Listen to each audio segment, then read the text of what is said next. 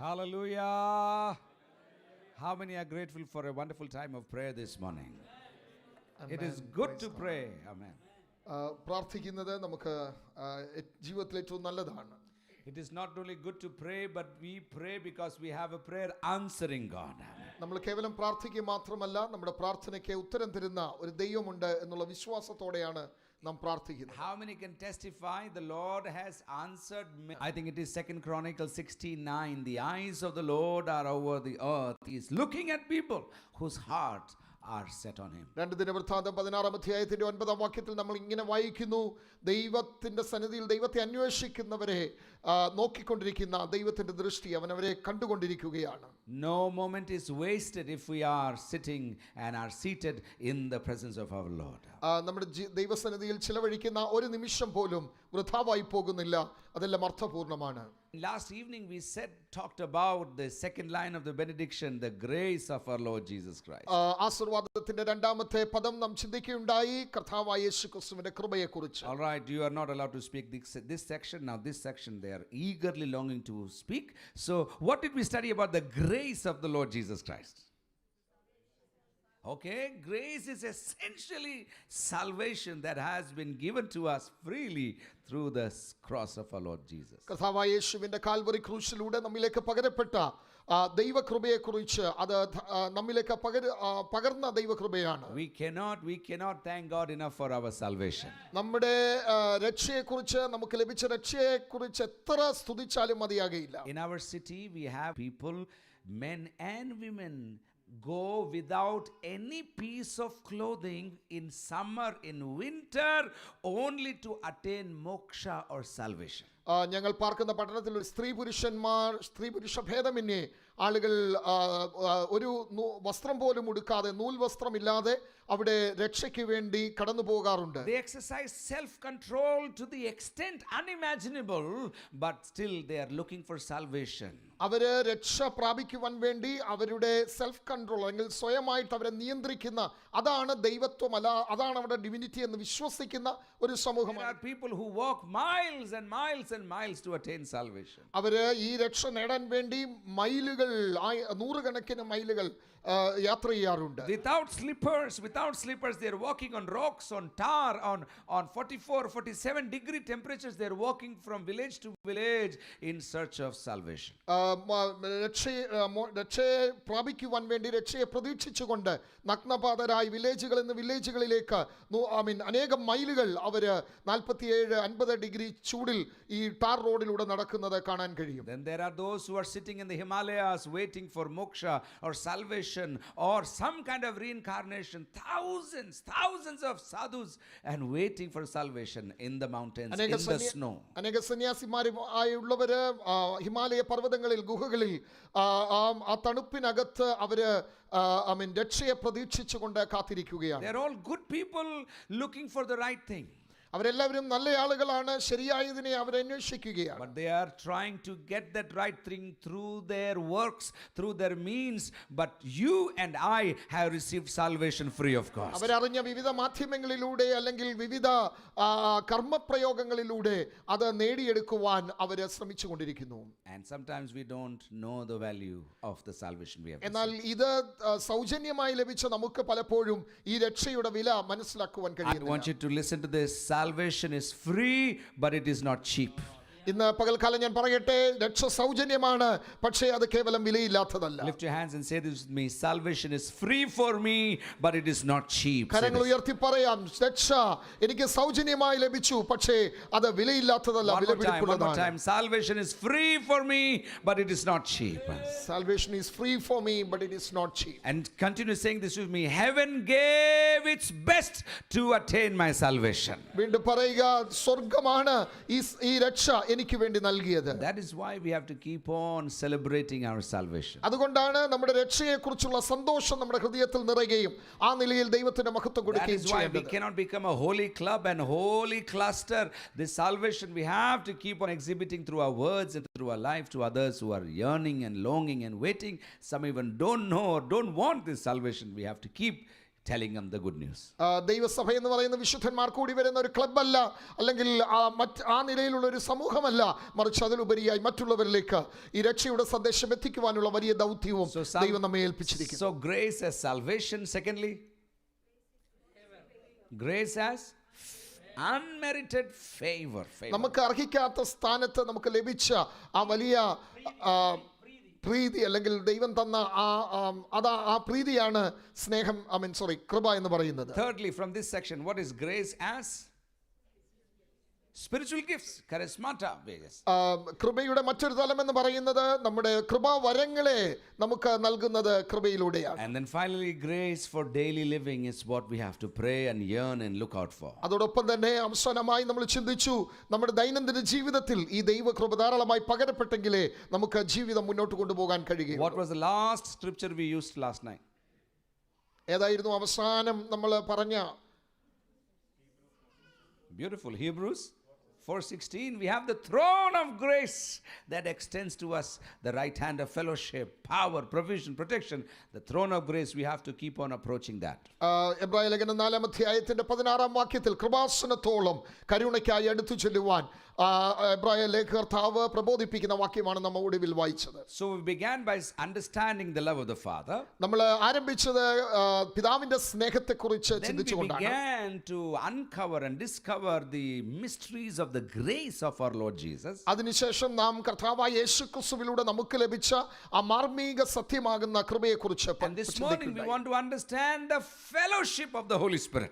ഇന്ന് പകൽ നാം ചിന്തിക്കുന്നത് പരിശുദ്ധാത്മാവിന്റെ കൂട്ടായ്മയെക്കുറിച്ചാണ്. And that is why every time a benediction is pronounced, after I studied and understood this, I have always waited eagerly and I stretch both my hands when the benediction is done, because I want the love of the Father, I want the grace of the Lord Jesus, and I want to pluck the fellowship of the Holy Spirit for myself. എല്ലാ സമയത്തും ഈ ആശീർവാദം പറയുമ്പോൾ ഞാൻ പ്രതീക്ഷയോടെ കാത്തിരിക്കും. എനിക്ക് പിതാവിന്റെ സ്നേഹം ആവശ്യമാണ്, ദൈവത്തിന്റെ കർത്താവിന്റെ കൃപ ആവശ്യമാണ്, അതിലുപരിയായി പരിശുദ്ധാത്മാവിന്റെ കൂട്ടായ്മയ്ക്ക് വേണ്ടി ഞാൻ ഇരു കൈകളും ഉയർത്തി ദൈവത്തെ സ്തുതിക്കാറുണ്ട്. And as a pastor, when I'm pronouncing that benediction, I am totally believing it is going to be released among the people as they go out to the church. ഒരു പാസ്റ്റർ എന്ന നിലയിൽ ഞാൻ ആശീർവാദം പറയുന്ന സമയത്ത് ഞാൻ വിശ്വസിക്കുന്നത്, ഞാൻ പറയുന്ന ഈ ആശീർവാദം അത് ജനങ്ങളിലേക്ക് പകരപ്പെടുകയും അവർക്കത് അനുഗ്രഹമായി മാറുകയും ചെയ്യുമെന്നാണ്. All right, now this morning we are studying the fellowship of the Holy Spirit. Are you ready to understand and learn? Yes. Okay, to learn some things, too many times we have to unlearn what we have already learned about a subject. ഇന്ന് പകൽ നാം ചിന്തിക്കുന്നത് പരിശുദ്ധാത്മാവിന്റെ കൂട്ടായ്മയെ കുറിച്ചാണ്. ചില subject നമ്മൾ പഠിക്കുമ്പോൾ, ചില കാര്യങ്ങൾ നമ്മൾ പുതുതായി പഠിക്കുമ്പോൾ, പഴയതായിട്ട് നമ്മൾ മനസ്സിലാക്കി വെച്ചിരിക്കുന്ന കാര്യങ്ങൾ മാറ്റി വെച്ചിട്ട് വേണം പുതിയത് പഠിക്കുവാൻ. Pentecostal churches especially have an idea, have a misunderstanding that we know everything about the Holy Spirit and the Holy Spirit is in our pocket. നമ്മുടെ പെന്തക്കോസ്തുകാരുടെ ഇടയിൽ പൊതുവെ ഒരു ധാരണയുണ്ട്, പരിശുദ്ധാത്മാവിനെ കുറിച്ച് ഞങ്ങൾക്ക് എല്ലാം അറിയാം, പരിശുദ്ധാത്മാവ് പിന്നെ ഇരിക്കുന്നത് ഞങ്ങളുടെ പോക്കറ്റിലുമാണ്. And because we can speak in tongues, we can do everything and there is nothing more beyond speaking in tongues. അന്യഭാഷ പറയാൻ അറിയാവുന്നത് കൊണ്ട് എല്ലാമായി അതിനപ്പുറത്തൊന്നുമില്ല എന്ന് നമ്മൾ ചിന്തിക്കുന്നു. But we want to gently unlearn some of these, take out those bolts and screws and dismantle so that we can get a fresh revelation about the Holy Spirit. അങ്ങനെയുള്ള ചിന്തകളൊക്കെ മാറ്റി വെച്ചിട്ട് നമ്മൾ തെറ്റായി പഠിച്ച കാര്യങ്ങളൊക്കെ മാറ്റി വെച്ചിട്ട് ഇന്ന് പകൽ പുതുതായി പരിശുദ്ധാത്മാവ് നമുക്ക് നൽകുന്ന പാഠങ്ങൾ പഠിക്കുവാൻ നമ്മെ പ്രിപ്പയർ ചെയ്യാം. Just to help you understand this word, the Spirit, both in the Old and the New Testament, indicates the breath of God or the wind of God. പഴയ നിയമത്തിലും പുതിയ നിയമത്തിലും സ്പിരിറ്റ് അല്ലെങ്കിൽ ആത്മാവ് എന്ന പദം കാറ്റിനോട് ഉപമിച്ച് അതോടൊപ്പം തന്നെ വായു അല്ലെങ്കിൽ നമ്മുടെ ശ്വാസം എന്നതിനോടും ചേർത്ത് വെച്ചാണ് പഠിക്കുന്നത്. So when you find Adam and Eve created out of mud in the Garden of Eden and we read God breathed into them, it is the same word.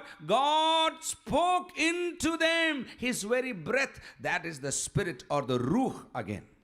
അവിടെ നമ്മൾ ആദമിൻ്റെയും ഹവ്വയും സൃഷ്ടിക്കുമ്പോൾ ദൈവം ചെയ്ത കാര്യമെന്ന് പറയുന്നത് അവൻ ആദമിനെ സൃഷ്ടിച്ച് അവൻ്റെ മൂക്കിൽ ജീവശ്വാസമൂതി എന്നുള്ള ആ പദം, അവിടെ ശ്വാസമൂതി എന്നും അവൻ്റെ മേൽ അത് സംസാരിച്ചു എന്നുള്ള ആ രണ്ട് അർത്ഥങ്ങളും ഒരേ തലത്തിലാണ് ഉപയോഗിക്കുന്ന റുവാഖ് എന്ന പദമാണ്. And also in the New Testament, when we use the word pneuma, this is the same meaning, pneumatology, or pneuma meaning connected to the wind and related to the wind.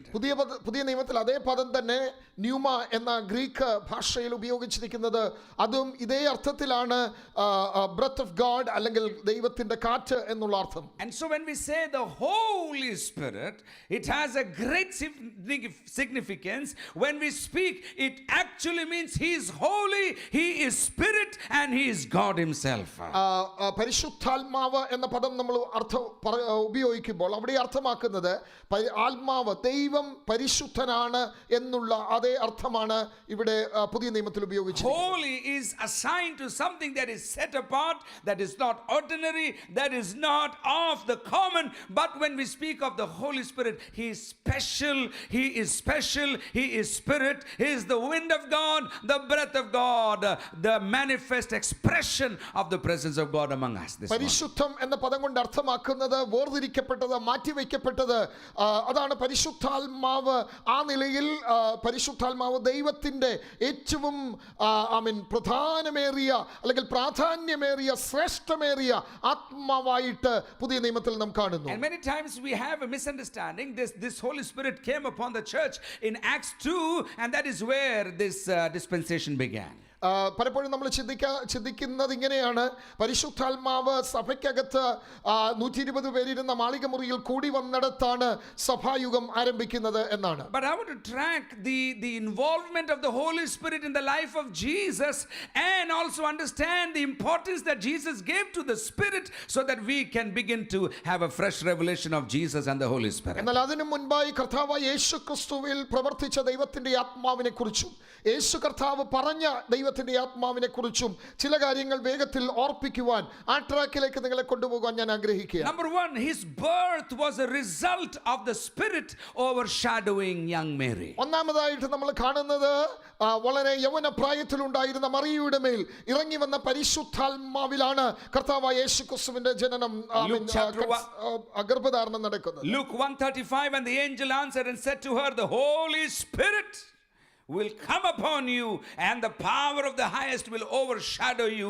Therefore also that Holy One who is to be born will be called the Son of God. ലൂക്കോസ് 1:35 നാം വായിക്കുന്നു, ദൂതൻ അവളോട് പറയുന്നു, പരിശുദ്ധാത്മാവ് നിന്റെ മേൽ വരും, അത്യുന്നതന്റെ ശക്തി നിന്റെ മേൽ നിഴലിടും, നിന്നിൽ ഉത്ഭവിക്കുന്ന ആ വിശുദ്ധ പുത്രൻ വിശുദ്ധ പ്രജ എന്ന് വിളിക്കപ്പെടും. So the Spirit was directly involved in the physical birth of the Holy Spirit of Jesus, forgive me, on earth. എന്ന് പറഞ്ഞാൽ ഈ ഭൂമിയിലേക്ക് കർത്താവായ യേശു ക്രിസ്തു ജനിക്കുന്നതിന് മുഖാന്തരമായി തീർന്നത് പരിശുദ്ധാത്മാവാണ്. I'll be asking you questions, all right, so keep following with me.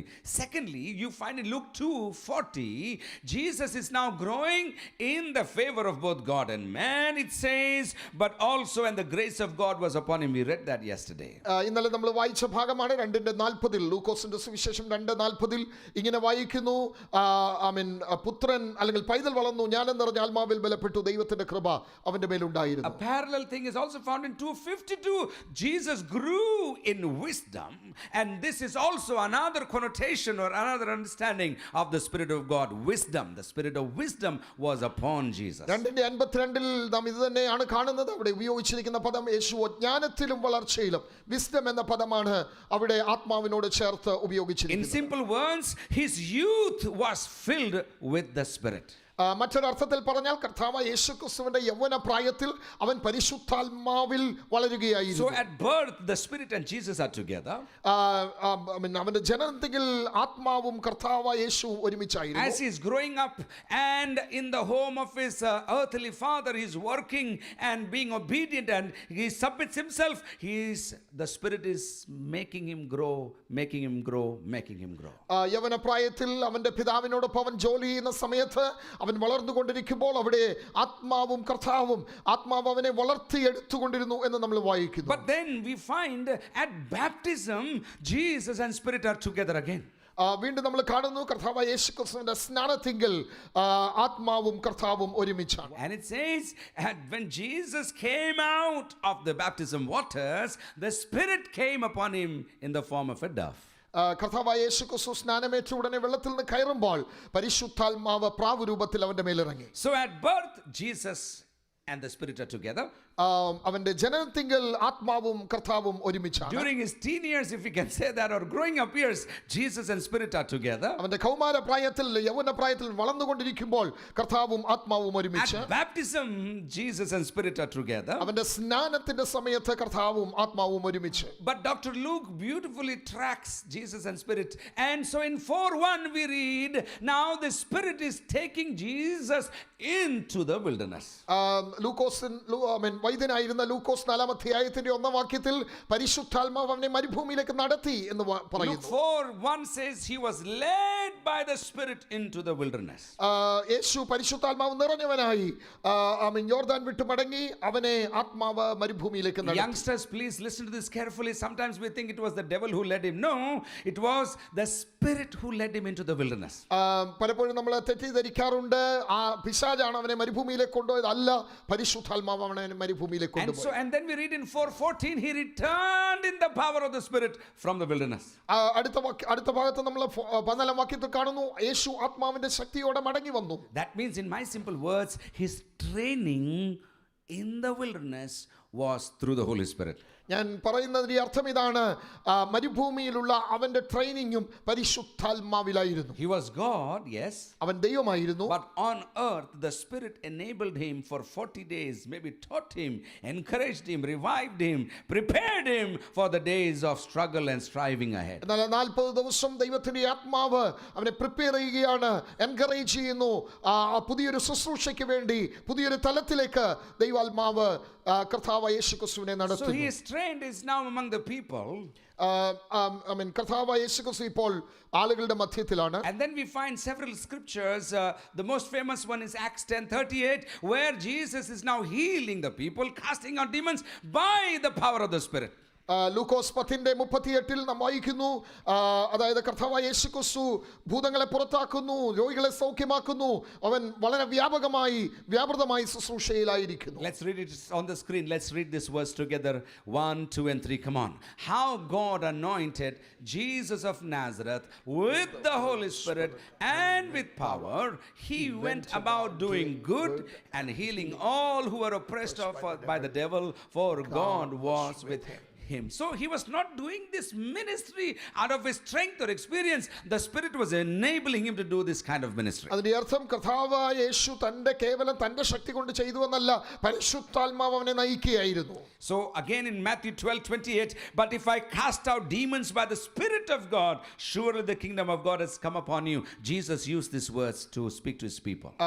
മത്തായിയുടെ സുവിശേഷം 12:28 കർത്താവ് ഇങ്ങനെ പറഞ്ഞു, ദൈവരാജ്യം നിങ്ങളുടെ ഇടയിൽ ഇരിക്കുന്നു, ദൈവാത്മാവിനാൽ ഞാൻ ഭൂതങ്ങളെ പുറത്താക്കുന്നുവെങ്കിലോ ദൈവരാജ്യം നിങ്ങളുടെ ഇടയിൽ ഇരിക്കുന്നു. സ്പഷ്ടം. All right, so first instance, Jesus and Spirit. Come on loudly. 1. Jesus and Spirit at birth. Number 2. Yeah, Jesus and Spirit life. Yeah. At his growing up years. Beautiful. Number 3. Jesus and Spirit at baptism. Number 4. Wilderness or training by the Holy Spirit. So you understand that Jesus is not operating as a lone ranger. He has not just come upon earth as a divine Messiah. Here I am, I will do something for you. He is in the Father's will, totally enabled by the Spirit, and this Trinity is moving on earth and doing what God has ordained for him to do. ഈ ഭാഗങ്ങളെല്ലാം നമ്മെ മനസ്സിലാക്കുന്നത് കർത്താവായ യേശുക്രിസ്തു നേരെ സ്വർഗത്തിൽ നിന്ന് ഇങ്ങോട്ട് ഇറങ്ങി വന്ന് ഞാൻ മശീഹയാണ്, ഞാൻ എന്തൊക്കെയോ ചെയ്യുമെന്നുള്ള ആ നിലയിലല്ല യേശു തന്നെ പ്രസന്റ് ചെയ്യുന്നത്. പരിശുദ്ധാത്മാവിനാൽ നിയന്ത്രിതനായി പിതാവായ ദൈവത്തിന്റെ ഇഷ്ടത്തിനനുസരിച്ച് പ്രവർത്തിക്കുന്ന ഒരു കർത്താവിനെയാണ് നാം കാണുന്നത്. The next thing, Jesus highly spoke of the Holy Spirit to his disciples. കർത്താവ് തന്റെ ശിഷ്യന്മാരോട് എപ്പോൾ ഒക്കെ പറയുന്നു അപ്പോഴൊക്കെ പരിശുദ്ധാത്മാവിനെ കുറിച്ച് വളരെ ശ്രേഷ്ഠമായ നിലയിലാണ് സംസാരിക്കുന്നത്. Especially between John 14 15 and 16, he exalts the Holy Spirit and prepares the people so that they can accept and expect the arrival of the Holy Spirit. യോഹന്നാൻ 14, 15, 16 അധ്യായങ്ങളിൽ കർത്താവായ യേശുക്രിസ്തു പഠിപ്പിക്കുന്നത് പരിശുദ്ധാത്മാവിന്റെ ഏറ്റവും ഉന്നതമായ ഭാവമാണ് കർത്താവായ യേശുക്രിസ്തു തന്റെ ശിഷ്യന്മാർക്ക് പറഞ്ഞു കൊടുക്കുകയാണ്. So Jesus is talking highly about the Holy Spirit in his teachings, and we'll come to that very soon this morning itself. നമ്മൾ ആ ഭാഗത്തേക്ക് വരും. കർത്താവ് എങ്ങനെയാണ് തന്റെ ശിഷ്യന്മാരെ ആ നിലയിൽ പഠിപ്പിച്ചത്. But then there is a mystery verse in Hebrews 9:14. എന്നാൽ അതിന് മുൻപായി എബ്രായ ലേഖനം 9:14 വളരെ പ്രധാനപ്പെട്ട ഒരു വാക്യമുണ്ട്. And I want somebody to read it for me, not from the screen but from your Bibles. Yeah. Hebrews 9:14.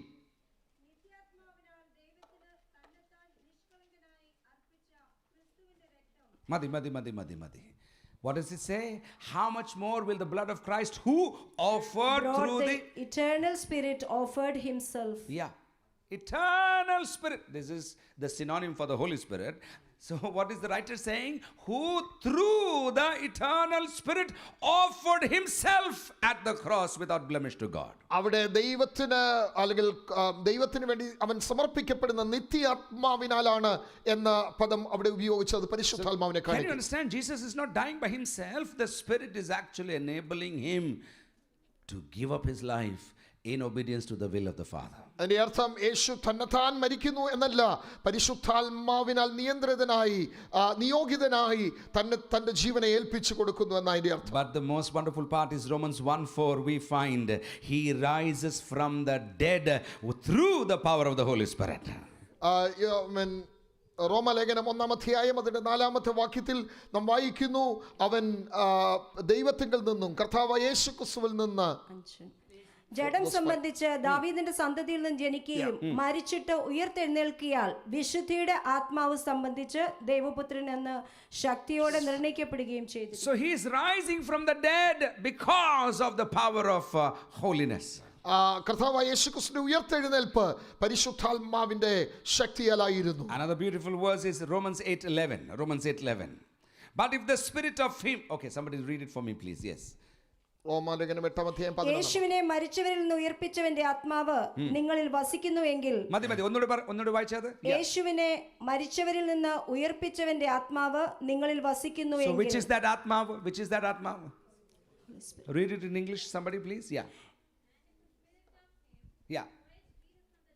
And the spirit of him who raised Jesus from the dead dwells in you. Now the context is different. There is something else following the Paul is trying to establish here, but the truth is when Jesus was physically dead in the tomb, it was the Holy Spirit that raised him up from the dead for our own resurrection. അതിന്റെ അർത്ഥം ഇതാണ്, കർത്താവായ യേശുക്രിസ്തു മരണത്തിന് ശേഷം അവനെ കല്ലറയിൽ വെച്ചു, അവിടെ നിന്ന് ദൈവത്തിന്റെ ആത്മാവ് പരിശുദ്ധാത്മാവ് അവനെ ഉയർപ്പിച്ചു.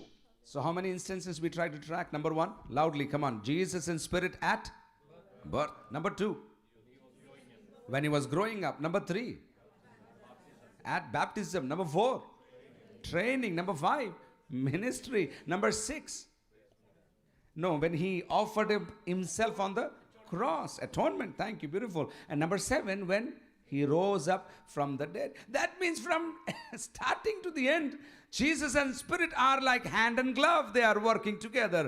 And we have to understand this mystery so that we can also follow the footsteps of Jesus, and our life will also emulate the same pattern every day. അതിന്റെ അർത്ഥം ജീവിതത്തിന്റെ അവസാനം മുതൽ ഒടുക്കം വരെ കർത്താവായ യേശുക്രിസ്തു ആത്മാവുമായുള്ള ആ നിത്യമായ ബന്ധത്തിൽ പ്രവർത്തിച്ചു എന്ന് നമുക്ക് കാണുന്നു. അത് തന്നെ നമ്മുടെ ജീവിതത്തിൽ പ്രാവർത്തികമാക്കുവാൻ കഴിയും. Of course, we have to truly understand that Jesus was nothing without the Spirit, in the same way a believer like me is nothing without the Holy Spirit. അതിന്റെ അർത്ഥം ഇതാണ്, കർത്താവായ യേശുവിന്റെ ജീവിതത്തിൽ ആത്മാവ് എങ്ങനെ പ്രവർത്തിച്ചോ അതേ രീതിയിൽ ദൈവത്തിന്റെ ആത്മാവ് നമ്മിൽ പ്രവർത്തിക്കുകയും ആ നിലയിൽ ദൈവാത്മാവിനെ നമുക്ക് മനസ്സിലാക്കുകയും ചെയ്യാൻ കഴിയണം. Now Jesus is teaching is in the fag end of his earthly ministry, and he's having a very intimate time with his disciples. He's talking about the future things. കർത്താവായ യേശുക്രിസ്തുവിന്റെ പരസ്യ ശുശ്രൂഷയിൽ തന്റെ ശിഷ്യന്മാരുമായി വളരെ കാതലായ സമയം താൻ ഇതോടുള്ള ബന്ധത്തിൽ ചിലവഴിക്കുകയുണ്ടായി. And John beautifully says thrice, he says Jesus is burdened, anguished in his soul. യോഹന്നാൻ എടുത്തു പറയുന്ന ഒരു കാര്യമുണ്ട്. യേശു പരവശനായി, അല്ലെങ്കിൽ അവന് ഹൃദയത്തിൽ വലിയ ഭാരമുണ്ടായി. And his disciples are also anguished. We read in John 14:1. യോഹന്നാന്റെ സുവിശേഷം 14:1 ശിഷ്യന്മാരും ഹൃദയം കലങ്ങിയവരായി നാം And that is കാണുന്നു. why he will reply to them, let not your hearts be troubled or agitated. I am going to my Father. And then he speaks that beautiful passage for us. അതുകൊണ്ടാണ് കർത്താവ് അവരോട് പറഞ്ഞത്, നിങ്ങളുടെ ഹൃദയം കലങ്ങിപ്പോകരുത്, ഞാൻ എൻ്റെ പിതാവിന്റെ അടുക്കലേക്ക് പോകുന്നു. എന്നിട്ട് അവൻ ദൈവാത്മാവിനെ കുറിച്ച് പറയുകയാണ്. Turn with me to John 14 this morning. യോഹന്നാന്റെ സുവിശേഷം 14-ാം And അധ്യായം. Jesus says, let not your hearts be troubled. Believe in God, believe also in me. And then he goes on the entire chapter and the next as a discourse, a private discourse with his disciples, and to encourage them and prepare them for the days ahead. യേശു അവിടെ പറഞ്ഞു തുടങ്ങുന്ന, നിങ്ങളുടെ ഹൃദയം കലങ്ങിപ്പോകരുത്, ദൈവത്തിൽ വിശ്വസിപ്പീൻ എന്ന് പറഞ്ഞിട്ട് 15-16 അധ്യായങ്ങളിൽ വളരെ പ്രൈവറ്റ് ആയിട്ട് തന്റെ ശിഷ്യന്മാരുമായി രഹസ്യ സംഭാഷണം പോലെ പരിശുദ്ധാത്മാവിന്റെ അർത്ഥതലങ്ങളെ കുറിച്ച് അവരെ മനസ്സിലാക്കുകയാണ്. From verses 1 through 15 are 5 reasons why we do not have to be troubled. 14-ാം അധ്യായം 1 മുതൽ 15 വരെയുള്ള വാക്യങ്ങളിൽ എന്തുകൊണ്ട് നാം കലങ്ങിപ്പോകരുത് എന്ന് പറയുന്നു. But that's a message for some other day. We jump straight to verse 15 now. 15-ാം വാക്യത്തിലേക്ക് നമ്മുടെ ശ്രദ്ധയെ And തിരിക്കാം. then we read, Jesus says, is keeping on talking, and John is beautifully recording it for us. He is first-hand listener to this conversation, and he beautifully records through the help of the breath of God. And he writes, if you love me, you will keep my commandments. 16, and I will ask the Father, and he will give you another helper to be with you forever. യേശു ഇത് പറഞ്ഞുകൊണ്ടിരിക്കുമ്പോൾ യോഹന്നാൻ ഇത് നേരിട്ട് കേട്ടുകൊണ്ടിരിക്കുകയാണ്. തന്റെ ഹൃദയത്തിനകത്ത് പ്രവർത്തിക്കുന്ന പരിശുദ്ധാത്മാവ് ആ വചനത്തെ തന്റെ ഹൃദയത്തിനകത്തേക്ക് ക്രോഡീകരിച്ച് എഴുതി തുടങ്ങുമ്പോൾ യോഹന്നാൻ പറയുന്നു, നിങ്ങൾ എന്നെ സ്നേഹിക്കുന്നുവെങ്കിൽ നിങ്ങൾ എൻ്റെ കൽപ്പനകളെ കാത്തുകൊള്ളും. എന്നാൽ എൻ്റെ പിതാവിനോട് ഞാൻ ചോദിക്കും, അവൻ സത്യത്തിന്റെ ആത്മാവെന്ന മറ്റൊരു കാര്യസ്ഥൻ എന്നേക്കും നിങ്ങളോട് കൂടി ഇരിക്കേണ്ടതിന് അയച്ചു തരും എന്ന് പറഞ്ഞു. And so Jesus says, you've already read 17, I think, and he says, even the Spirit of truth, to whom the world cannot receive because it neither sees him nor knows him, you know him, for he dwells with you and he will be in you. And then he says, I will not leave you orphans. He has just introduced the Holy Spirit and what is about to happen to them. വീണ്ടും താൻ പറയുകയാണ്, ലോകം അവനെ കാണുകയോ അറിയുകയോ ചെയ്യായികയാൽ അതിന് അവനെ ലഭിക്കുവാൻ കഴിയുകയില്ല. നിങ്ങളോ അവൻ നിങ്ങളോടുകൂടെ വസിക്കുകയും നിങ്ങളിൽ ഇരിക്കുകയും ചെയ്യുന്നത് കൊണ്ട് അവനെ അറിയുന്നു. അതുകൊണ്ട് ഞാൻ നിങ്ങളെ അനാഥരായി വിടുകയില്ല എന്ന ആഴമേറിയ സത്യം കർത്താവ് I പഠിപ്പിക്കുകയാണ്. told you in the beginning, the Greek word usually used for spirit is pneuma. സാധാരണയായി ഗ്രീക്ക് ഭാഷയിൽ ആത്മാവ് എന്ന പദത്തിന് ന്യൂമ എന്ന പദമാണ് But ഉപയോഗിച്ചത്. Jesus wonderfully uses the word parakletos as he's talking to his disciples. എന്നാൽ ഈ ഒരു ഭാഗത്ത് ദൈവത്തിന്റെ ആത്മാവിനെ കുറിച്ച് പാരക്ലിറ്റോസ് എന്ന പദമാണ് കർത്താവ് And ഉപയോഗിക്കുന്നത്. I want to journey with you to understand the beauty of this word this morning, and then we will use this material to pray because we are in a season of fasting and prayer. ഈ പ്രത്യേക പദത്തിന്റെ ചില അർത്ഥതലങ്ങളെ കുറിച്ച് നിങ്ങളോട് പറയുകയും അതിൽ നിന്ന് ദൈവത്തിന്റെ ആത്മാവിന് നിങ്ങളോട് സംസാരിക്കാനുള്ള ഉപവാസ പ്രാർത്ഥനയിൽ ദൈവം വെളിപ്പെടുത്തി തരികയും ചെയ്യട്ടെ. So we find again in 26, it says in English, but the helper, the Holy Spirit, whom the Father will send in my name, he will teach you all things and bring to your remembrance all that I have said to you. 26-ാം വാക്യം, എങ്കിലും പിതാവിന്റെ നാമത്തിൽ അയക്കുവാനുള്ള പരിശുദ്ധാത്മാവ് എന്ന കാര്യസ്ഥൻ നിങ്ങൾക്ക് സകലവും ഉപദേശിച്ചു തരികയും ഞാൻ നിങ്ങളോട് പറഞ്ഞതൊക്കെയും നിങ്ങളെ ഓർമ്മപ്പെടുത്തുകയും ചെയ്യും. And so Jesus has now introduced the word parakletos, which was common for them, which was how can I say this, which they were used to, and they had an imagery in their mind for the word parakletos. കർത്താവായ യേശുക്രിസ്തു പാരക്ലേറ്റോസ് എന്ന പദം അവരോട് പറഞ്ഞു കൊടുക്കുമ്പോൾ പഠിപ്പിക്കുമ്പോൾ അവർക്ക് ആ പദം സുപരിചിതമാണ്. അതവർക്ക് ഭാവനയിൽ ആ പദത്തിന്റെ അർത്ഥം എന്താണെന്ന് മനസ്സിലാക്കുവാൻ ശിഷ്യന്മാർ കഴിയുന്നുണ്ടായിരുന്നു. In my Bible it is first of all mentioned, parakletos means helper. He will come and help you. പാരക്ലേറ്റോസ് എന്ന പദത്തിന്റെ ഒന്നാമത്തെ അർത്ഥം എന്ന് പറയുന്നത് അവൻ സഹായിക്കുന്നവനാണ്. It was the imagery when the Roman army were going and when the soldiers were getting tired, the parakletos would come alongside, encourage them and pick their burdens and pick their bags and help them as they moved along to defeat another army. ആ പദം ഉപയോഗിച്ചിരുന്നത് Roman പട്ടാളം സാധാരണ അവർ യാത്ര ചെയ്യുമ്പോൾ അവർ carry ചെയ്യുന്നതായ ആ weapons ഒക്കെ അവർക്ക് വളരെ ഭാരമായി തീരുമ്പോൾ അവരുടെ കൂടെ നടക്കുന്ന ആശ്വാസപ്രദൻ അല്ലെങ്കിൽ ഹെൽപ്പ് ചെയ്യുന്ന ആള് അവരെ വന്ന് എൻകറേജ് ചെയ്യുകയും അതൊന്ന് താങ്ങിക്കൊടുക്കുകയും ഒക്കെ ചെയ്യുന്ന ആ ഒരു അർത്ഥമാണ് അതിനുള്ളത്.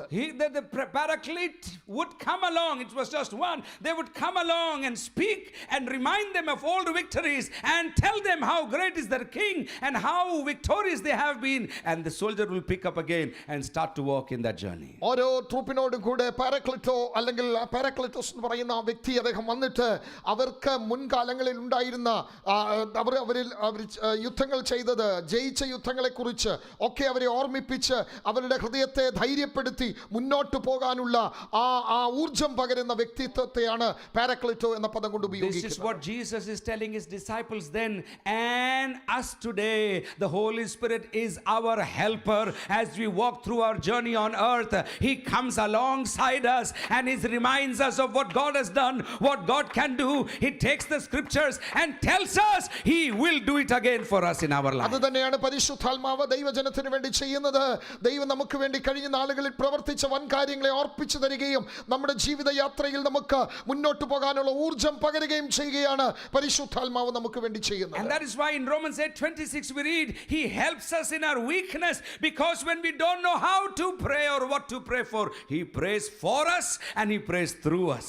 റോമാലേഖനം 8:26 നാം വായിക്കുന്നു, നമുക്ക് പ്രാർത്ഥിക്കുവാൻ വാക്കുകൾ കിട്ടാതെ അറിയാതിരിക്കുന്ന സമയത്ത്, എന്ത് പ്രാർത്ഥിക്കണമെന്ന് അറിയാത്ത സമയത്ത് നമുക്ക് നമ്മുടെ ഞരക്കങ്ങൾ പോലും പ്രാർത്ഥനയായി കൺവേർട്ട് ചെയ്ത് ദൈവസന്നിധിയിലേക്ക് വിടുന്ന പരിശുദ്ധാത്മാവിനെ കുറിച്ച് അവിടെ എഴുതിയിരിക്കുന്നു. To the church in Philippi, Paul writes in Philippians 1:19, through your prayers and through the help of the Holy Spirit I will make it, he says this. ഫിലിപ്പിയ ലേഖനം 1:19 നാം ഇങ്ങനെ വായിക്കുന്നു, നിങ്ങളുടെ പ്രാർത്ഥനയാലും യേശുക്രിസ്തുവിന്റെ സഹായത്താലും എനിക്ക് അത് രക്ഷകരണമായി തീരും. Through your prayers and the help of the Spirit of Jesus Christ. നിങ്ങളുടെ പ്രാർത്ഥനയാൽ ആത്മാവിന്റെ സഹായത്താൽ. That means you have a helper.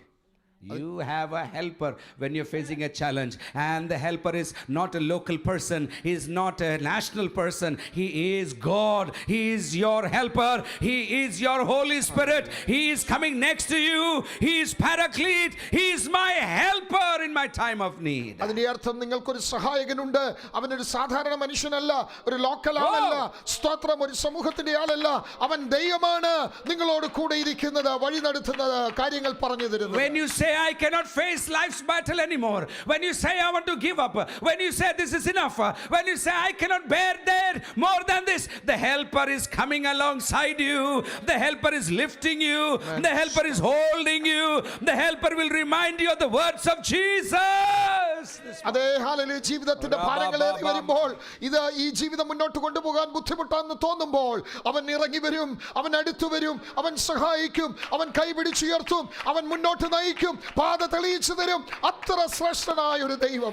The mountains will melt at the presence of the Lord, the psalmist. ഓ, ദൈവത്തിന്റെ സാന്നിധ്യത്തിന്റെ മുൻപിൽ പർവ്വതങ്ങൾ ഉരുകി മാറുമെന്ന് സങ്കീർത്തനത്തിൽ നാം വായിക്കുന്നു. The oceans will part when the Spirit will come upon us. ദൈവത്തിന്റെ ആത്മാവ് വരുമ്പോൾ സമുദ്രം വിഭാഗിക്കപ്പെടും. Oh, the walls will come down when the Spirit comes upon us. Oh hallelujah.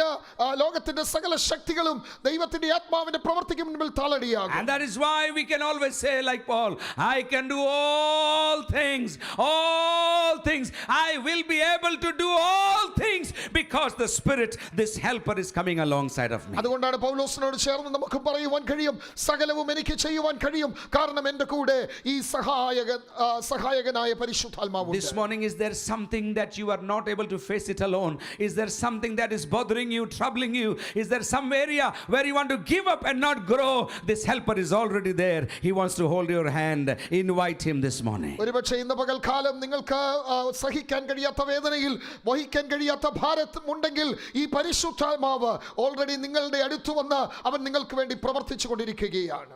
Oh, I'm standing here because thousands of people helped me in my spiritual journey. ഞാൻ ഇവിടെ നിൽക്കുന്നതിന്റെ കാരണം ആയിരക്കണക്കിന് ആളുകൾ എൻ്റെ ആത്മീയ യാത്രയിൽ എന്നെ സഹായിച്ചത് കൊണ്ടാണ്. I came into ministry because somebody actually helped me, pushed me into ministry, and that was not my father.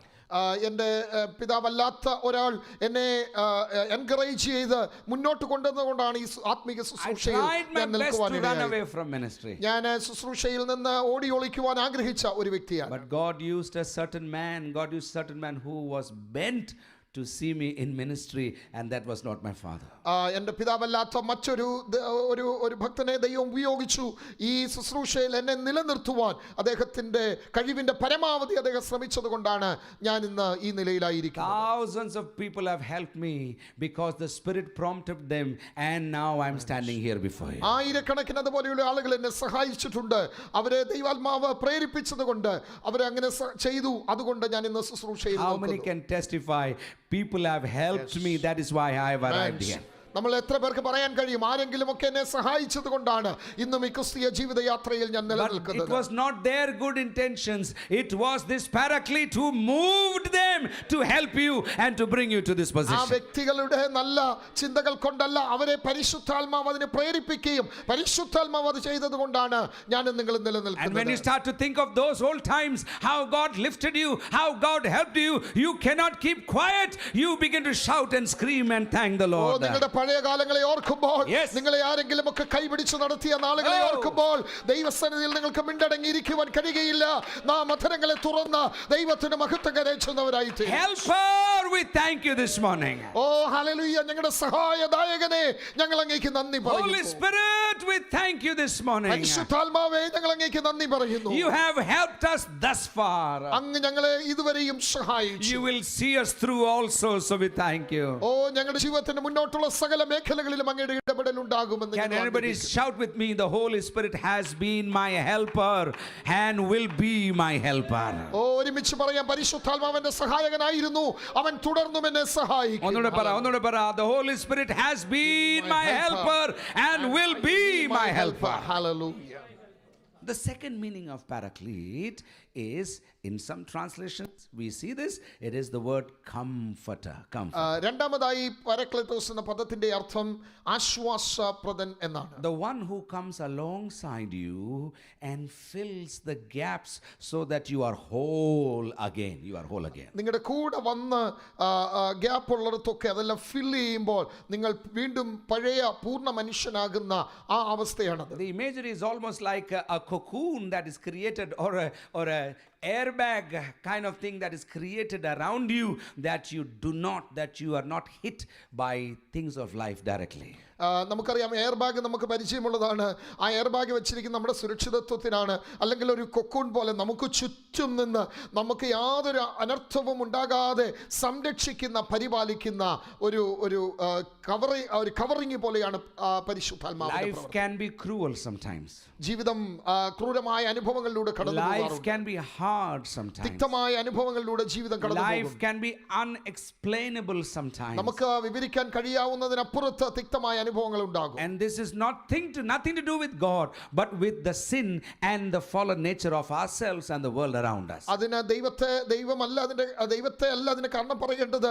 നമ്മുടെ ജീവിതത്തിൽ നമ്മുടെ പാപ സ്വഭാവങ്ങൾ, നമ്മുടെ ഫോളൻ നേച്ചർ, നമ്മൾ ഓൾറെഡി വീഴ്ച വന്ന മനുഷ്യരായതുകൊണ്ടാണ്. It's a common question, if there is a good God, then why does evil exist, or why is evil happening? This is a common question we hear from around us.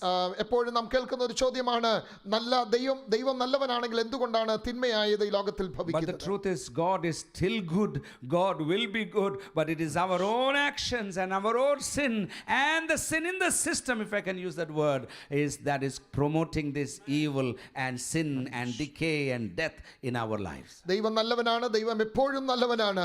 എന്നാൽ നമ്മുടെ ജീവിതത്തിലെ പരാജയങ്ങളോ അല്ലെങ്കിൽ പാപങ്ങളോ ആ സിസ്റ്റത്തിൻ്റെതായ ലോകത്തിൽ നാം ജീവിക്കുമ്പോൾ ലോകം പാപത്താൽ വീഴ്ച വന്നതാണ്. അതാണ് നമ്മെ പലപ്പോഴും ഈ നിലയിലാക്കുന്നത് എന്ന് പറയാൻ ഞാൻ ആഗ്രഹിക്കുകയാണ്. But the word comforter, you have to understand, he comes alongside you, not just helps you, but comforts you when life hits you hard and you are not able to explain things. എന്നാൽ ഈ ആശ്വാസദായകൻ നമ്മുടെ അടുത്ത് വരുമ്പോൾ നമ്മുടെ ജീവിതത്തിലെ ആ തിക്തമായ അനുഭവങ്ങളിൽ നമുക്ക് പറഞ്ഞറിയിക്കാൻ കഴിയാത്തതുപോലെയുള്ള സഹായം, ആശ്വാസം നൽകുന്ന പരിശുദ്ധാത്മാവ്. Acts 9:31 talks about how the churches began to grow in the comfort of the Holy Spirit. അപ്പോസ്തല പ്രവൃത്തി 9:31 എങ്ങനെയാണ് സഭകൾ പരിശുദ്ധാത്മാവിൽ ആത്മീക വർധന പ്രാപിച്ചത് എന്ന് രേഖപ്പെടുത്തി. There was mega persecution. വളരെ അവർക്ക് ചിന്തിക്കാൻ കഴിയുന്നതിന് മുകളിലുള്ള വലിയ പീഡകളാണ് നടന്നുകൊണ്ടിരുന്നത്. But there was mega growth in the churches. അതേസമയം തന്നെ അതിനെ കവിയുന്ന സഭ വളർച്ച സഭയ്ക്കുണ്ടായി. That is what is happening in countries where there is persecution. ഇന്നും ഏറ്റവും കൂടുതൽ പീഡ നടക്കുന്ന രാജ്യങ്ങളിൽ സംഭവിക്കുന്നതും അത് തന്നെയാണ്. The more the persecution, the more the growth of the church. എത്രയധികം പീഡ വർദ്ധിക്കുന്നു അത്രയധികം സഭ വളർന്നുകൊണ്ടിരിക്കുകയാണ്. And the reverse is also true. Where there is no persecution, the church is disintegrating and dying out. മറുവശം ഇതാണ്, എവിടെ പീഡ നടക്കുന്നില്ലോ ഇല്ല അവിടെ സഭ ക്ഷീണിച്ചുകൊണ്ടിരിക്കുന്നു. But that doesn't mean we run away from persecution or we embrace persecution. No, in our God-given context, we cry out to God for revival and for things to happen like never before. അതിന്റെ അർത്ഥം നമ്മൾ പീഡ വരുമ്പോൾ അവിടെ നിന്ന് ഓടി ഒളിക്കുമെന്നോ അല്ലെങ്കിൽ പീഡയ്ക്ക് വേണ്ടി ആഗ്രഹിക്കുന്നോ എന്നല്ല. ദൈവം തരുന്ന സാഹചര്യങ്ങളിൽ പരിതസ്ഥിതികളിൽ ദൈവത്തെ വിശ്വസ്തനെ നെണ്ണി അവന് വേണ്ടി നിൽക്കുക എന്നുള്ളതാണ് കർത്താവ് ആഗ്രഹിക്കുന്നത്. Painfully, the Lord has taught me not to say this line lightly or easily. എൻ്റെ ജീവിതത്തിൻ്റെ അനുഭവങ്ങളിൽ ദൈവം എന്നെ പഠിപ്പിച്ചത് ഇത് വളരെ ലൈറ്റായിട്ട് എടുത്ത് പറയരുത് എന്നാണ് ഞാൻ ആഗ്രഹിക്കുന്നത്. When people go through persecution, we have to understand the pain, the loneliness, the agony, the questions in their heart. But it is the Spirit that comes and comforts, and not just comforts, He gives a bonus called growth.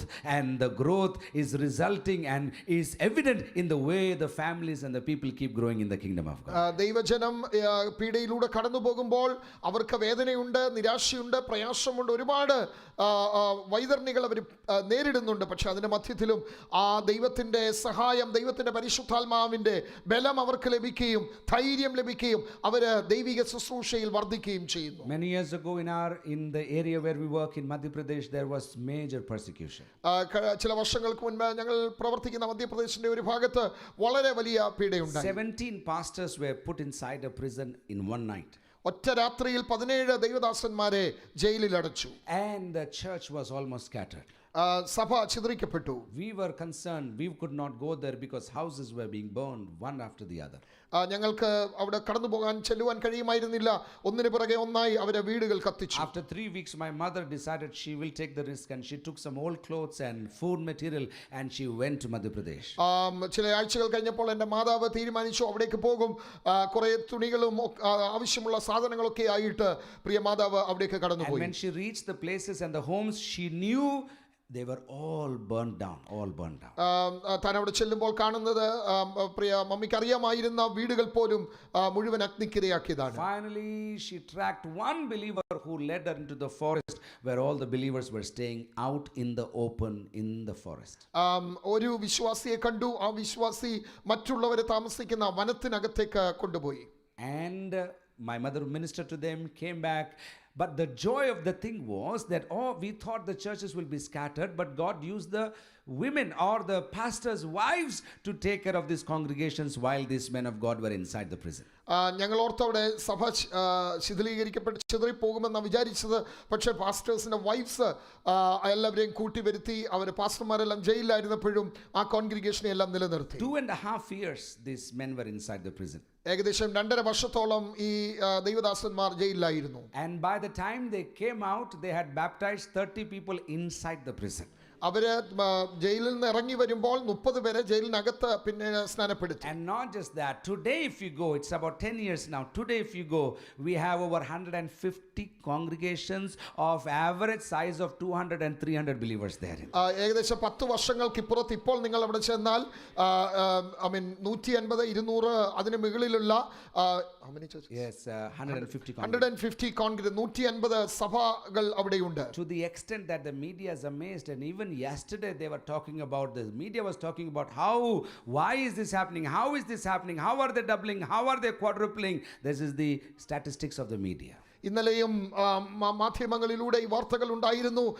എങ്ങനെയാണ് ഇത് സംഭവിക്കുന്നത്, എന്തുകൊണ്ട് ഇത്രയും വളർച്ച ഉണ്ടാകുന്നു എന്നുള്ള കാര്യങ്ങളൊക്കെ media discuss ചെയ്യുന്നുണ്ട്. Why am I saying this? Persecution is hard, but when the comfort comes, when the comfort of the Holy Spirit comes, it results in growth in the days. പറഞ്ഞതിന്റെ സാരം, പീഡ എന്ന് പറയുന്നത് വളരെ പ്രയാസമുള്ള സാഹചര്യമാണ്. പക്ഷേ അവിടെയും പരിശുദ്ധാത്മാവിൻ്റെ സഹായം, ആ ദൈവത്തിൻ്റെ ആശ്വാസം വരുമ്പോൾ കാര്യങ്ങൾക്ക് മാറ്റമുണ്ടാകും. Not just in the context of the church, we read in 2 Corinthians chapter 1, when somebody undergoes pain and suffering, the comfort of God enables him to be comforted and also comfort others who will or who are going through the similar situation. കേവലം സഭയോടുള്ള ബന്ധത്തിൽ മാത്രമല്ല, കൊരിന്ത്യർക്ക് എഴുതിയ 1-ാം ലേഖനം 1-ാം അധ്യായത്തിൽ നമ്മൾ വായിക്കുമ്പോൾ അപ്പോസ്തലനായ പൗലോസ് പറയുന്നത്, വ്യക്തിപരമായി നാം കഷ്ടത അനുഭവിക്കുമ്പോൾ, നാം പീഡ അനുഭവിക്കുമ്പോൾ, ബുദ്ധിമുട്ട് അനുഭവിക്കുമ്പോൾ നമ്മെ ആശ്വസിപ്പിക്കുന്ന ഈ പരിശുദ്ധാത്മാവ് നമ്മോട് കൂടെ ഇരിക്കും. I did a word study one time and I've realized God has compassion,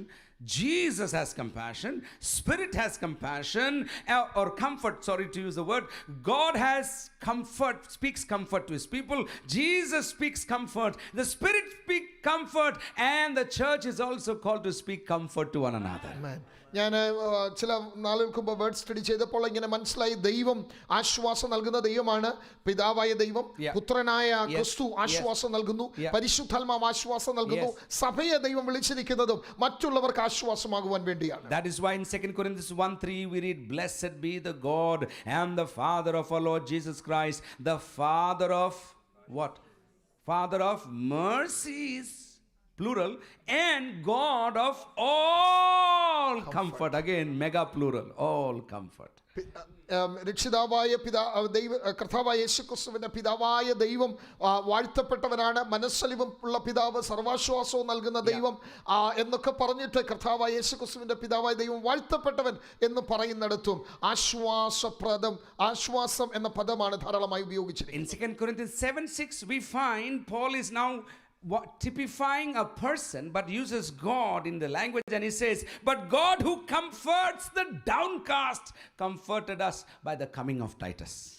അവിടെ 2 കൊരിന്ത്യർ 7:6 അവിടെ തീത്തോസിന്റെ വരവിനാൽ എളിയവരെ ആശ്വസിപ്പിക്കുന്ന ദൈവം ഞങ്ങളെ ആശ്വസിപ്പിച്ചു എന്ന് പറയുന്നു. It is like I was thinking I had nobody, I had nothing, I had no one to help, and then suddenly God sends someone to your doorstep and they bring a food bag or they bring you something that you actually needed, and that becomes a comfort to you through the power of the Holy Spirit. അവിടെ പൗലോസ് പറയുന്നത്, ആശ്വസിപ്പിക്കുവാൻ ആരുമില്ല എന്ന് കരുതിയ സ്ഥാനത്തും ദൈവം തീത്തോസിനെ അയച്ചു. നമുക്ക് ജീവിതത്തിലും അങ്ങനെയാ സംഭവിക്കുന്നത്. ആരും സഹായമില്ലാതിരിക്കും എന്ന് ചിന്തിക്കുന്ന സ്ഥാനത്ത് നിങ്ങൾ ഏത് കാര്യമാണോ ആഗ്രഹിക്കുന്നത് ആ കാര്യവുമായി വരുന്ന ഒരു വ്യക്തി, അതാണ് ദൈവത്തിന്റെ പ്രവൃത്തി എന്ന് പറയുന്നത്. We are too busy praying to God. നമ്മൾ പ്രാർത്ഥനയിൽ വലിയ തിരക്കുള്ളവരാണ്. But if we are listening to the Holy Spirit, we will end up becoming an answer to somebody's prayer somewhere. എന്നാൽ ചില സമയങ്ങൾ പരിശുദ്ധാത്മാവിന്റെ ശബ്ദം കേൾക്കാൻ ചെവി കൂടെ കൂർപ്പിച്ചാൽ മറ്റുള്ളവർക്ക് ഒരു അനുഗ്രഹമായി ഞാനും നിങ്ങളും മാറും. How many dare say this, Lord, I want to pray, but at the same time I want to become an answer to somebody's prayer. ഇന്ന് പകൽ എത്ര പേർക്ക് ധൈര്യത്തോടെ പറയാൻ കഴിയും, കർത്താവേ ഞാൻ പ്രാർത്ഥിക്കുന്നുണ്ടായിരിക്കും, പ്രാർത്ഥിക്കണം, പക്ഷേ മറ്റുള്ളവർക്ക് ആശ്വാസമായി മാറാൻ കൂടെ എന്നെ സഹായിക്കണം. If you really believe this, lift up both of your hands and begin to pray. Connect with the Holy Spirit right now. Lord, I don't want to be just a praying person, but I want to be a person that becomes the answer to prayers of people, oh God, physically, mentally, emotionally, caring, going, giving, sending, being, becoming. Lord, use me. Begin. Come on, shout and open your mouth and begin to pray. കർത്താവേ, കേവലം ഞാൻ പ്രാർത്ഥിക്കുക മാത്രമല്ല, മറ്റുള്ളവർക്ക് ആശ്വാസമായി, അവരുടെ വേദനയിൽ സഹായമായി, ഹല്ലേലൂയ, അവരുടെ മാനസിക, ആത്മീക, ഭൗതിക മേഖലകളിൽ എന്നെ ഒരു അനുഗ്രഹമാക്കി നിർത്തണമെന്ന് എത്ര പേര് ഇന്ന് പകൽക്കാലം പ്രാർത്ഥിക്കും. Come on, let us, we are here to pray. At the same time, let us step into the next realm. We are here to become an answer. Hallelujah. നമ്മളിവിടെ പ്രാർത്ഥിക്കാനാണ് കൂടിയിരിക്കുന്നത്. അതോടൊപ്പം തന്നെ പ്രാർത്ഥനയുടെ മറുപടിയായി ഞാനും നിങ്ങൾ മാറുന്ന ആ തലത്തിലേക്ക് ദൈവത്തിന്റെ പരിശുദ്ധാത്മാവ് ഇന്ന് പകൽക്കാലം നമ്മെ നയിക്കട്ടെ. So the Paraclete is my helper, but the Paraclete is also my comforter. നാം ചിന്തിച്ചത് പാരക്ലേറ്റ് എന്ന് പറയുന്നത് നമ്മുടെ സഹായകനാണ്, അവൻ നമ്മുടെ ആശ്വാസദായകൻ. The third meaning is the word advocate, who speaks on your behalf. മൂന്നാമത്തെ പദത്തിന്റെ അർത്ഥം എന്ന് പറയുന്നത് കാര്യസ്ഥൻ എന്ന പദമാണ്, അല്ലെങ്കിൽ ഒരു അഡ്വക്കേറ്റിന്റെ റോളാണ്. Or in your nation, a solicitor. I actually looked up the net to find out if there is a difference between solicitor and an attorney, but there is. Let me just say, your solicitor who speaks for you before the higher authorities, who does things for you which you cannot do yourself. This is your Holy Spirit for you.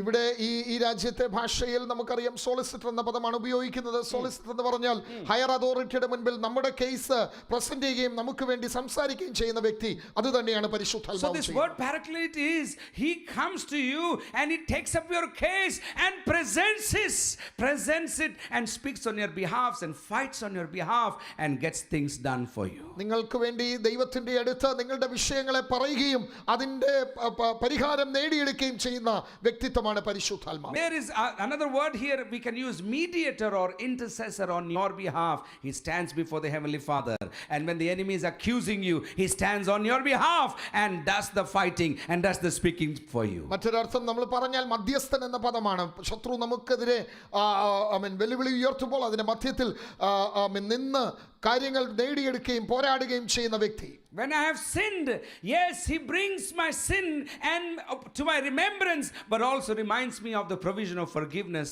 of Calvary. ഞാൻ പാപം ചെയ്യുമ്പോൾ എന്നെ ആ പാപത്തെക്കുറിച്ച് ഓർമ്മിപ്പിക്കുകയും കാൽവറിയിലൂടെ എനിക്ക് ലഭിച്ച രക്ഷയുടെ ആ ഉറപ്പിനെ ഒരിക്കൽ കൂടെ എനിക്ക് And then he reminds me, do not do it again. He makes me to be more righteous and to be more like Jesus one day at a time. അത് മാത്രമല്ല ആ പാപം ചെയ്യരുത് തന്നെ ഓർമ്മിപ്പിക്കുകയും വീണ്ടും ആ ദൈവത്തിന്റെ നീതിയിലേക്ക് എന്നെ അടുപ്പിക്കുകയും ചെയ്യുന്ന പരിശുദ്ധാത്മാവ്. This is our Holy Spirit. He is our advocate, our intercessor, and our go-between, our mediator. അവൻ നമ്മുടെ വക്കീലാണ്, അവൻ നമ്മുടെ മധ്യസ്ഥനാണ്, അവൻ നമുക്ക് വേണ്ടി ഇടപെടുന്ന ദൈവമാണ്. സ്തോത്രം. How many want to thank God for the Holy Spirit this morning? Hallelujah. How many want to thank God for his advocacy on your behalf this morning? How many want to lift up your hands and thank God for this ministry of the Holy നിങ്ങൾക്ക് Spirit? വേണ്ടി അവന്റെ മധ്യസ്ഥതയെ ഓർത്ത് അവന്റെ ഇടപെടലുകളെ ഓർത്ത് നമുക്ക് ദൈവത്തിന് സ്തോത്രം ചെയ്യാം. Hallelujah. Another aspect of this word paraclete is he is our advisor. He advises us. He counsels us to what to do in our day. ഈ പാരക്ലേറ്റ് എന്ന പദത്തിന്റെ മറ്റൊരു അർത്ഥം എന്ന് പറയുന്നത് അവൻ നമ്മളെ കൗൺസിൽ ചെയ്യുന്ന വ്യക്തി എന്നുള്ള നിലയിലാണ്. In Proverbs 24:6 we read, for by wise guidance you can wage your war, and in abundance of counselors there is victory, it reads. പ്രൊവേർബ്സ് 24:6 നാം ഇങ്ങനെ വായിക്കുന്നു, ഭരണസാമർത്ഥ്യത്തോടെ നീ യുദ്ധം നടത്തി ജയിക്കും, മന്ത്രിമാരുടെ ബഹുത്വത്താൽ രക്ഷയുണ്ട്. Yes, so this counsel or counsel, the abundance of counselors is this ministry of the Holy Spirit. He counsels you at the right time, what to do, when to do, how to do. നമുക്ക് ഉപദേശം പറഞ്ഞു തരുന്ന, നമുക്ക് ആവശ്യമുള്ള കാര്യങ്ങൾ അതാത് സമയത്ത് നമ്മെ മനസ്സിലാക്കി തരുന്ന ഒരു വ്യക്തി എന്നുള്ള നിലയിലാണ് പരിശുദ്ധാത്മാവിനെ കാണുന്നത്. When I was filled with the Holy Spirit for the very first time, I had a very strange experience. ഞാൻ ആദ്യമായിട്ട് പരിശുദ്ധാത്മാവിനാൽ നിറഞ്ഞപ്പോൾ വളരെ അസാധാരണമായ ഒരു അനുഭവമായിരുന്നു. I have told this story around the world, but I still want to repeat so that you can understand this ministry of the Holy Spirit. ഈ കാര്യം ഞാൻ ലോകത്ത് എല്ലായിടത്തും പോകുന്നിടത്തൊക്കെ പറഞ്ഞിട്ടുണ്ട്. ഒരിക്കൽ കൂടി അത് പറയുന്നു, നിങ്ങളത് മനസ്സിലാക്കുമെന്ന് കരുതുന്നു. So after the youth camp where I got filled with the Holy Spirit, I had saved some money to buy some shoes for me, sneakers. ഞാൻ എൻ്റെ ഒരു യൂത്ത് ക്യാമ്പ് കഴിഞ്ഞപ്പോൾ രക്ഷിക്കപ്പെട്ട് കഴിഞ്ഞ് അല്ലെങ്കിൽ പരിശുദ്ധാത്മാവിൽ നിറഞ്ഞു കഴിഞ്ഞ സമയത്ത് ഞാൻ ഒരു ഷൂ വാങ്ങിക്കാൻ വേണ്ടി കുറെ പണം കീപ്പ് ചെയ്തു. And it was not available in my city, so I had to go to some other city and buy it. എൻ്റെ പട്ടണത്തിൽ ആ ഷൂ ബ്രാൻഡ് ലഭ്യമല്ലാത്തത് കൊണ്ട് മറ്റൊരു പട്ടണത്തിൽ പോയി അത് വാങ്ങിക്കണം എന്ന് As ഞാൻ I was ആഗ്രഹിച്ചു. about to enter the showroom to buy the shoes, ഞാൻ ആ ഷൂവിന്റെ ഷോറൂമിലേക്ക് കയറാൻ തുടങ്ങിയപ്പോൾ suddenly I heard the same Holy Spirit that was in the church talking to me. ഏത് പരിശുദ്ധാത്മാവാണോ ചർച്ചിനകത്ത് എന്നോട് ഇടപെട്ടത് അതേ ആത്മാവ് എന്നോട് സംസാരിക്കാൻ And തുടങ്ങി. he began to talk to me about why not to buy the shoe. എന്തുകൊണ്ട് ഈ ഷൂ വാങ്ങിക്കരുത് എന്ന് പരിശുദ്ധാത്മാവ് പറയാൻ തുടങ്ങി. I argued, I have given my tithe, I have given my special offering, I have given my mission offering, other offering. This is a saved amount, this is a clean amount, this is for the shoe, and I have to buy the shoe. ഞാൻ പരിശുദ്ധാത്മാവിനോട് പറഞ്ഞു, ഞാൻ tithe കൊടുത്തു, offering കൊടുത്തു, mission കൊടുക്കാനുള്ളത് കൊടുത്തു, സഹായിക്കാനുള്ളവരെ സഹായിച്ചു, എല്ലാം കഴിഞ്ഞുള്ള ക്ലീൻ എമൗണ്ട് ആണ്, അതുകൊണ്ട് എനിക്ക് വാങ്ങിക്കണം. But the Spirit will not allow me to buy the shoe. പക്ഷേ ആത്മാവ് അത് സമ്മതിച്ചില്ല. I am fighting with myself, with the Spirit, and the Spirit says, don't buy. No, I will buy. Don't buy, I will buy. ആത്മാവ് പറഞ്ഞു വാങ്ങിക്കരുത്. ഞാൻ പറഞ്ഞു വാങ്ങിക്കും. ഇല്ല വാങ്ങിക്കരുത്. ഇല്ല ഞാൻ വാങ്ങിക്കും എന്ന് പറഞ്ഞു. One of the statements I made to myself was, Holy Spirit, you should be in the church. What are you doing in the shoe showroom here? ഞാൻ പരിശുദ്ധാത്മാവിനോട് ചോദിച്ചു, നീ ചർച്ചിൽ ഇരിക്കേണ്ട ആളാണ്, ഇവിടെ ഷൂവിന്റെ ഷോറൂമിൽ എന്താ And ചെയ്യുന്നത്? that is our understanding, that once we lock the doors of the church, the Holy Spirit will be here sitting idle until we come back and revive him once again. പലപ്പോഴും നമ്മളും അങ്ങനെയാ ചിന്തിക്കുന്നത്. നമ്മൾ church പൂട്ടി പോകുമ്പോൾ പരിശുദ്ധാത്മാവ് ഇവിടെ ഇരിക്കും, നമ്മൾ പുറത്തു പോകും, തിരിച്ചു വരുന്നത് വരെ ആത്മാവ് ഇവിടെ ഇരിക്കുമെന്നാണ് That നമ്മൾ was a ചിന്ത. life lesson for me. Whether I am in entertainment or in purchasing or shopping or doing, the Spirit wants to be with me and is in me, wants to counsel my steps. അത് എൻ്റെ ജീവിതത്തിൽ ഒരു വലിയ പാഠമായിരുന്നു. പരിശുദ്ധാത്മാവ് നമ്മുടെ എൻ്റർടൈൻമെൻറ്റിലും നമ്മുടെ കൂടെ ഇരിക്കുന്ന, നമ്മൾ ഷോപ്പിങ്ങിന് പോകുമ്പോൾ, നമ്മൾ സാധനങ്ങൾ വാങ്ങിക്കുമ്പോൾ, നമ്മൾ മൊബൈൽ ഫോൺ ഉപയോഗിക്കുമ്പോഴൊക്കെ ഈ ആത്മാവ് നമ്മുടെ കൂടെ ഉണ്ടെന്ന് നാം മറന്നു I പോകരുത്. was so not excited about this fact that the Spirit was in the showroom. ഈ സ്പിരിറ്റ് എൻ്റെ കൂടെ ഷോറൂമിൽ വന്നതിനെ കുറിച്ച് എനിക്ക് ഒട്ടും താല്പര്യമുള്ള ഒരു കാര്യമായിരുന്നു. Finally, with a very heavy heart, I walked out of the showroom without buying the shoes, because I was just recently filled with the Holy Spirit and I wanted to obey what the Spirit was saying to me. ഏറ്റവും അടുത്ത സമയത്ത് പരിശുദ്ധാത്മാവിനാൽ നിറഞ്ഞതുകൊണ്ട് ആ പരിശുദ്ധാത്മാവ് പറഞ്ഞത് ചെയ്യാൻ ഞാൻ ആഗ്രഹിച്ചു. അതുകൊണ്ട് ആ ഷൂ വാങ്ങിക്കാതെ വളരെ നിരാശനായി ഞാൻ The മടങ്ങി. salesman was like, sir, you don't want to buy it? What happened? I can do it. I was like, no, I'm not buying. And I walk out of the showroom with a sulking face. വളരെ കുനിഞ്ഞ മുഖത്തോടെ salesman എന്നോട് ചോദിച്ചു, എന്താ നീ വാങ്ങിക്കാത്തത്? സാറേ വേറെ കാണിക്കാമെന്നൊക്കെ പറഞ്ഞെങ്കിലും എനിക്ക് വേണ്ട എന്ന് പറഞ്ഞ് ഞാൻ ഭാരമുള്ള ഒരു And when ഹൃദയത്തോടെ I മടങ്ങി. returned to my home, the next day somebody walked with a brand new shoes, even better branded and same size, and said to me, Paul, the Lord told me to buy this for you. That is why I bought it for you. പിന്നെ പിറ്റേ ദിവസം എന്താ സംഭവിച്ചത്? എൻ്റെ വീട്ടിലേക്ക് മറ്റൊരാൾ വന്നു. അതിനേക്കാൾ ശ്രേഷ്ഠമായ ബ്രാൻഡിന്റെ നല്ലൊരു ഷൂവുമായിട്ട് സെയിം സൈസിൽ.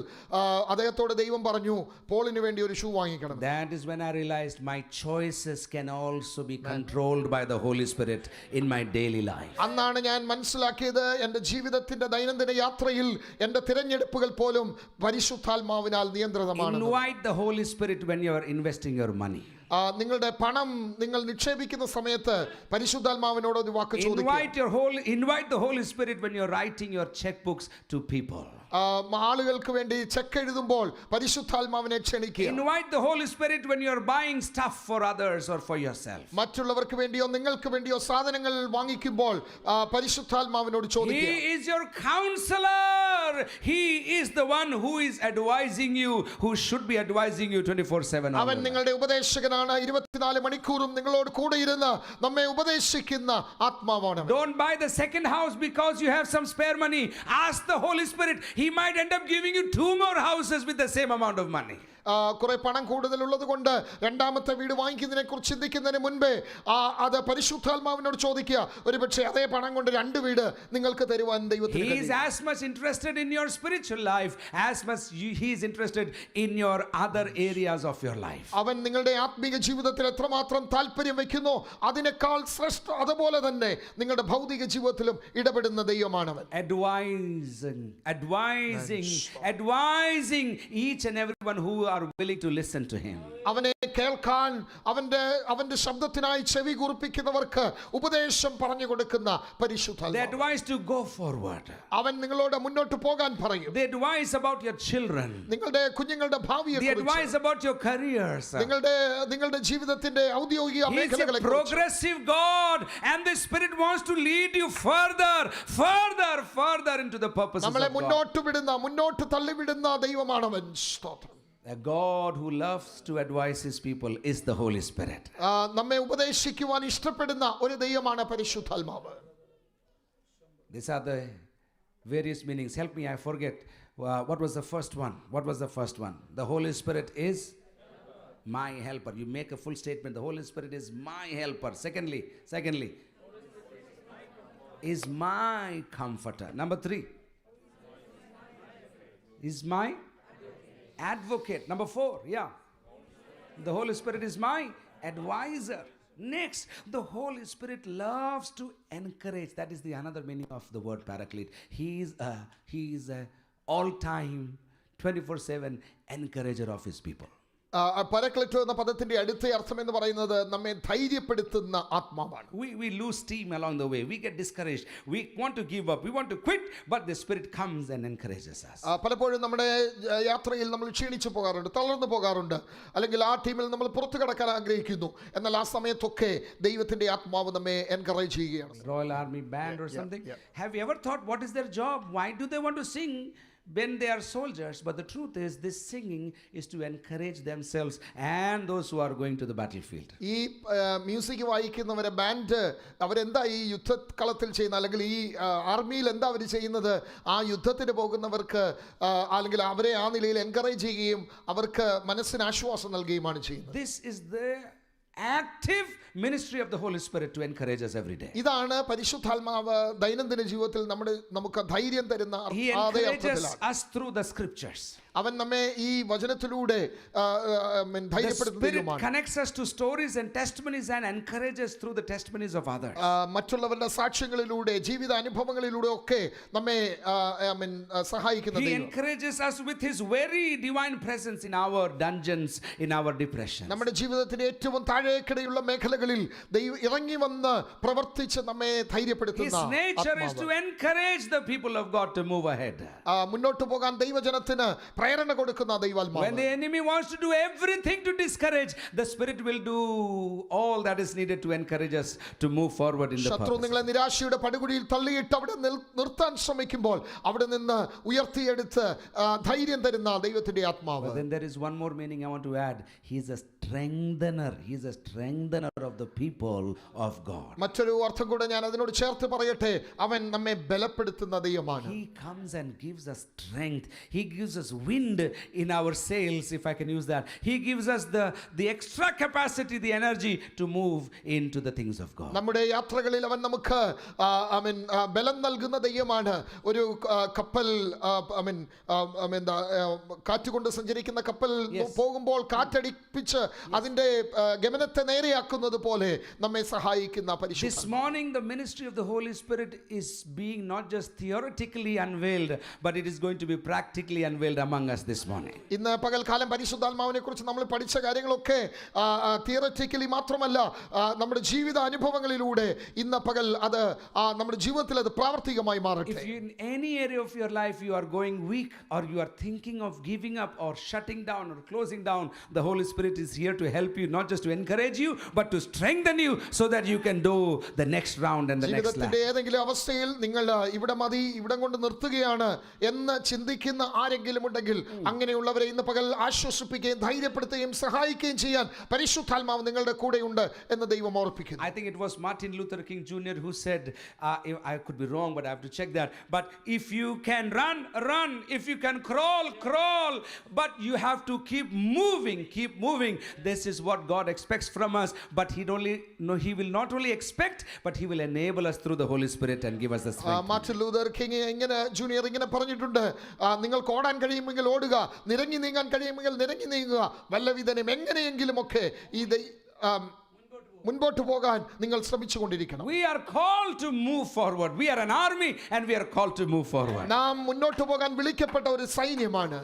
Say this with me. I am called to move forward. I'm called to move forward. I have no option but to move forward. I have no option but to move in forward. every area of my life. Say this. In every area of my life. In every area of I my am life. called to move forward. I'm called to move forward. Through the strength of the Holy Spirit. Through the strength of the Holy The Spirit. strength we need in our physical bodies will also be given by the Holy Spirit. നമ്മുടെ ശരീരത്തിന് ആവശ്യമായ ബലവും പരിശുദ്ധാത്മാവ് നൽകുന്നത്. Not just healing, but the strength to endure also will be provided by the Holy കേവലം Spirit. സൗഖ്യം മാത്രമല്ല, പ്രതിസന്ധികളിൽ പിടിച്ചു നിൽക്കാനുള്ള ബലം നൽകുന്നതും പരിശുദ്ധാത്മാവ്. Sometimes miracles may not happen to you. ചില സമയങ്ങളിൽ അത്ഭുതങ്ങൾ സംഭവിക്കണമെന്നില്ല. My father used to say miracles can birth a church, but the mercies of God will sustain the church. എൻ്റെ പിതാവ് ഇങ്ങനെ പറയാറുണ്ടായിരുന്നു, അത്ഭുതങ്ങൾ ഉണ്ടാകുമ്പോൾ ഒരു സഭയുണ്ട്, ഒരു ചർച്ച് പിറവിയെടുക്കാം, പക്ഷേ ദൈവത്തിന്റെ കരുണയാണ് ആ സഭയെ നിലനിർത്തുന്നത്. Miracles may not happen happen every day, but the mercies of God are brand new every morning. അർത്ഥാൽ എല്ലാ ദിവസവും അത്ഭുതങ്ങൾ സംഭവിക്കണമെന്നില്ല. ദൈവത്തിന്റെ കരുണയാൽ മാത്രമേ മുന്നോട്ട് പോകാൻ കഴിയൂ. Maybe you may not be healed, but the strength to endure will come from this sustainer and this strengthener of our lives. നിങ്ങളുടെ ജീവിതത്തിൽ ബലം തരുന്നത് ഈ ദൈവത്തിൽ നിന്നാണ്. അവനാണ് നമ്മുടെ ജീവിതത്തെ മുൻപോട്ട് നയിക്കുന്ന. How many want to say, I need strength from the Holy Spirit this morning? Oh hallelujah. എത്ര പേര് പറയും എനിക്ക് പരിശുദ്ധാത്മാവിന്റെ ബലം ആവശ്യമാണ്? So these are different facets of the word that Jesus told his disciples. ഇതാണ് പരിശുദ്ധാത്മാവിനെ കുറിച്ച് വ്യത്യസ്തമായ മുഖങ്ങളെ കുറിച്ച് കർത്താവ് തന്റെ ശിഷ്യന്മാരെ പഠിപ്പിച്ചു. Number one, he becomes your helper. ഒന്നാമതായി നമ്മൾ കണ്ടു, അവൻ നമ്മുടെ സഹായകനാകുന്നു. He becomes our comforter. അവൻ നമ്മുടെ He ആശ്വാസദായകനാകുന്നു. becomes our counselor and അവൻ നമ്മുടെ advisor. ഉപദേശകനായി വക്കീലായി He പ്രവർത്തിക്കുന്നു. becomes our advocate and mediator. ഒരു മധ്യസ്ഥനായിട്ട് അവൻ നിൽക്കുന്നു. He becomes our encourager. അവൻ നമ്മെ ബലപ്പെടുത്തുന്ന He ധൈര്യപ്പെടുത്തുന്നവനാണ്. becomes our strengthener. അവൻ നമുക്ക് ബലം പകരുന്ന And ദൈവമാണ്. he does this because he has been freely given to us from our Lord Jesus Christ. എന്തുകൊണ്ട് അവനിത് ചെയ്യുന്നതെന്നറിയാമോ? അവനെ നമുക്ക് കർത്താവായ യേശു ക്രിസ്തു നാം ഒന്നും മുടക്കാതെ നമുക്ക് വേണ്ടി അവനെ ദാനം തന്നതാണ്.